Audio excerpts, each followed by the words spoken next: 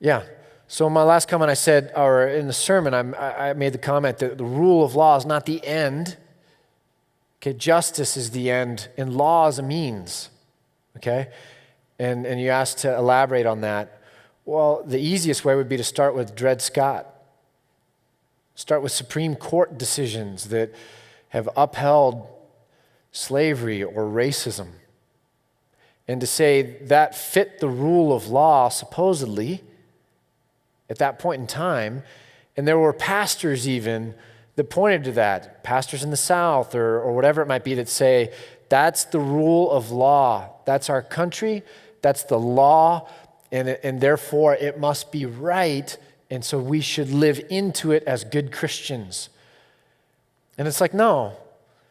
That's what the system of law decided, but it's not right. Even our own Declaration of Independence said that it's not right because all men and women are created equal in the sight of God with these inalienable rights. They have the right to be free, liberty, life and liberty in the pursuit of happiness. And so we were being inconsistent with our Christian values, inconsistent with our own founding documents, inconsistent with, I think, our own conscience if we were to step out of it in that situation. But the rule of law spoke, and therefore that's kind of where the government went, or police systems and the legal system and courtrooms and all of that. But it doesn't make it right. It doesn't make it right. So you get two things with the rule of law. You get that the rule of law should always be scrutinized against the standard of justice. Okay? And the second thing is the rule of law should always be scrutinized for equitable enforcement. You actually found me the citation on this, but do you know in the South there were only 2 convictions from the 1870s till the 1960s? Only 2 convictions of white people for first-degree murder against a black person. 1870s to 1960s. Only 2 first-degree murder convictions in the South. So that means even if the right laws are on the book, we have to question whether there's an equitable or fair enforcement of those laws. You look at the mandatory minimums for drug sentencing, and you look at the mass incarceration issue in the African American community, and then you begin to, that there are more African Americans in jail today than at the height of slavery.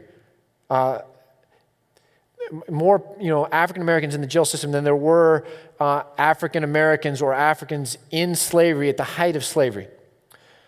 And you begin to ask, well, is it that the African American community has a pernicious drug problem?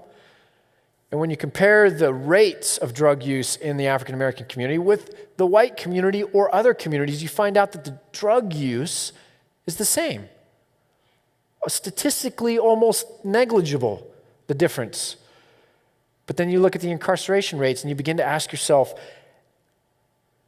if the drug rates are the same, how are so many African Americans ending up in prison? And you begin to question how we're policing, or how we're lawyering, or how we're trying certain cases, and how that's leading to a kind of an epidemic of a whole racial profile of a group being so incarcerated in America. And it goes even further than that. When you come out of prison as a convict, you can't vote. So we've got a whole chunk of a community not only ending up in prison at a different rate than other people, but then in coming out of prison, you see it affecting local elections, state elections, national elections, where you have a whole grouping of people that are now excluded from the democratic system that we hold to be true. So it doesn't just end with the prison sentence.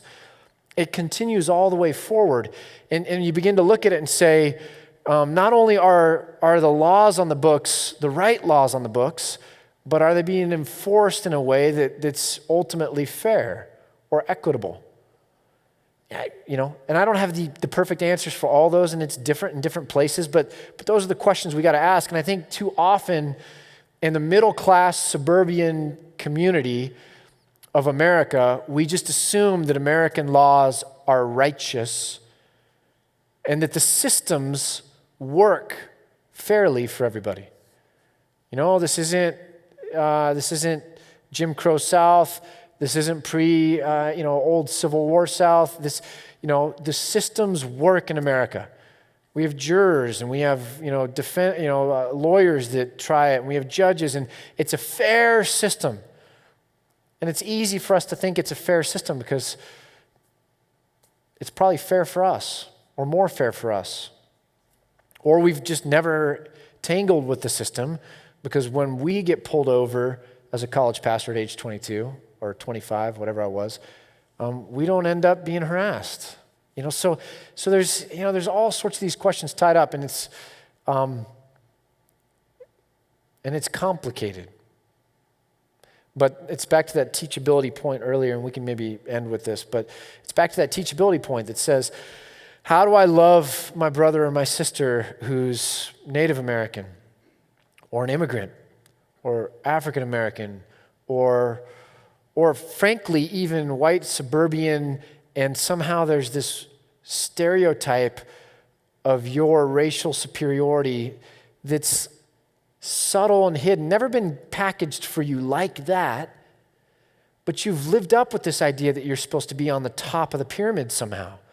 And life isn't quite working that way, and it leads to some severe brokenness in who you are as a person that you don't understand how to deal with. And I need to care about that too.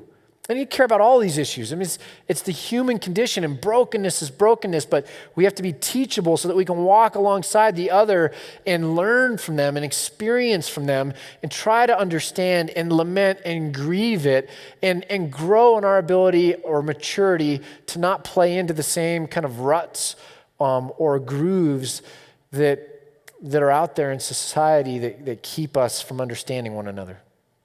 That's where we find unity. That's where we find fraternity. That's where we find brotherhood, kinship, is that I understand your unique experience and you understand my unique experience.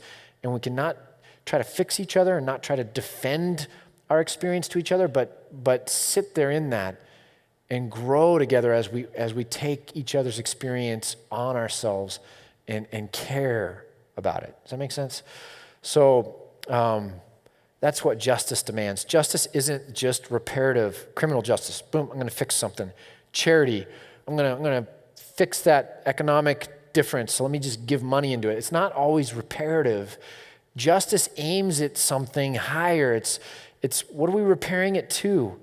We're repairing it to shalom or goodness or primary justice, the way things ought to be when God created the world, or when God calls us to kingdom values that allow for a certain kind of harmony or love or peace to be established.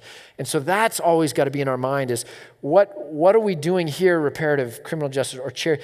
And we got to evaluate those things to make sure they're actually accomplishing what ostensibly they should accomplish, which is this wholeness or this primary justice.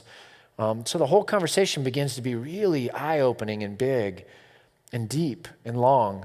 And that's what I mean by we sit in that and say, well, it's not going to fix in a day. And not only that, but I'm part of the problem just as much as I am part of the solution. And what does that then say to our relationships?